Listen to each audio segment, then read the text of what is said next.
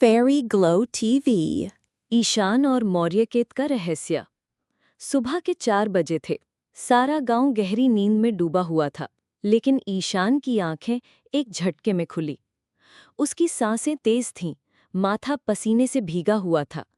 उसने उठकर गहरी सांस ली, जैसे कोई सपना पीछा कर रहा हो। वही सपना जो हर रात आता था।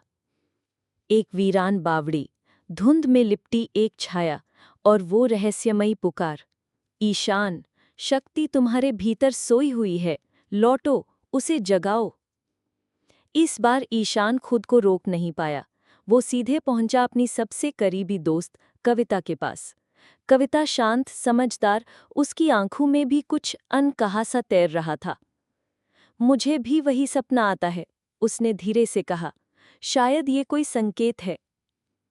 दूसरे ही पल दोनों निकल पड़े गांव की सबसे पुरानी बंद लाइब्रेरी की ओर।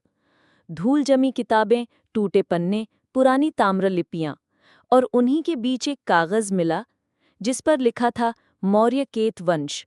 नीचे बना था एक चित्र, सोने से बनी कब्र, 4 ताले, और उसके नीचे एक सुरंग, और अंत में एक पंक्ति, जहां जीवन ठहरता है वहीं इतिहास सांस लेता है।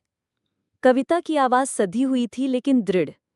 हमें ताम्रगुप्त बावड़ी जाना होगा, शायद वही हमारी असली शुरुआत है। अगली सुबह दोनों पहुंचे उस वीरान भूली हुई बावड़ी के पास। चारों ओर सन्नाटा और हवा में एक अजीब सी कंपकपी। दीवारों पर खुदे थे पुराने प्रतीक, सूर्य, तलवारें और शेर। ईशान जैसे ही एक पत्थर को छूता है, जमीन थोड़ी डोलती है। एक गुप्त सुरंग का द्वार खुल जाता है। अंदर घुप अंधेरा, लेकिन दीवारों पर चित्र थे, एक रानी, एक रक्षक, और वो कब्र जिसे बचाने के लिए हजारों सैनिकों ने जान दी थी। कविता ने एक शिलालेख पढ़ा। ये वही स्थान है जहां मौर्यकेत वंश के अंतिम शक्ति सोई है। जो इसे जगाएगा वो समय को मोड़ सकता है। वो आगे बढ़ते हैं और पहुंचते हैं उस कमरे में जहां थी सोने की बनी एक कब्र, 4 ताले, 4 दिशाएं, 4 रहस्य। ईशान जैसे ही आगे बढ़ा, उसकी हथेली से नीली रोशनी निकली और पहला ताला अपने आप खुल गया। कविता ने आंखें बंद की, एक मंत्र पढ़ा, दूसरा ताला भी खुल गया। बाकी 2 ताले, जैसे उन्हें पहचानते हों, अपने आप टूट गए।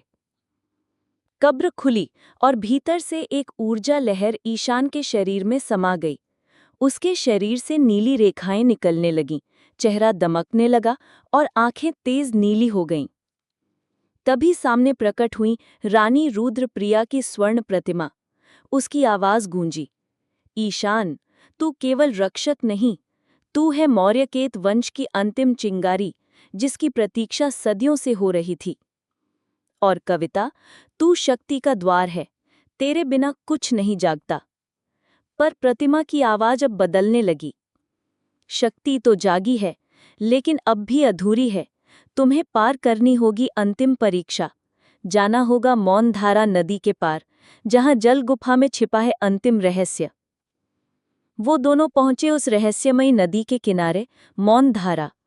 बाहर से शांत, पर उसके नीचे छिपी थीं कटर गुर्जर, छोटी मगर खूनी मछलियां, जो इंसान को झुंड में काटकर चंद मिनटों में खा जाती हैं। कविता ने फुसफुसा कर कहा, हमें इनसे बचकर गुफा तक पहुंचना होगा। दोनों पानी में उतरे। चारों ओर मछलियां घिरने लगीं, तेज दांत, चमकती आंखें। ईशान ने कविता का हाथ पकड़ा।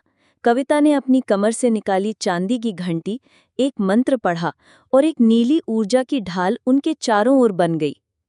मछलियां पास आकर ढाल से टकराकर हटने लगीं। धीरे धीरे वो नदी के नीचे उतरते गए और सामने दिखी एक जादुई जल गुफा का द्वार। भीतर दीवारों पर उकेरी गई थी मौर्यकेत वंश की पीढ़ियां। बीच में था एक नीरे प्रकाश से चमकता हुआ पत्थर, सत्यशिला। ईशान ने हाथ बढ़ाया, पत्थर को छुआ, और उसकी आंखों के सामने कौंधा एक दृश्य।